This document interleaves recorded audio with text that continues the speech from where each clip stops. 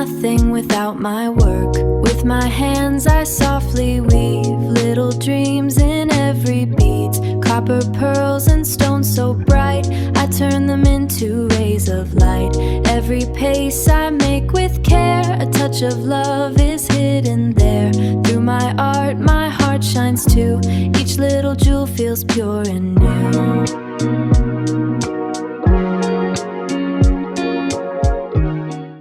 Hi everyone, welcome back to Laila's Creations Jewelry. I hope you're all doing great. Now it's time to share with you something new. Today I am going to make a brass wire wrapping design for an adjustable wristlet. For this project I used 20-gauge brass wire, a 10mm agate stone bead, 2 oval-shaped glass beads, and my regular wire wrapping tools. This project is not hard at all. Anyone can make this. So let's watch the full video for the step-by-step process. I hope you may like the design. Always think positive and be creative.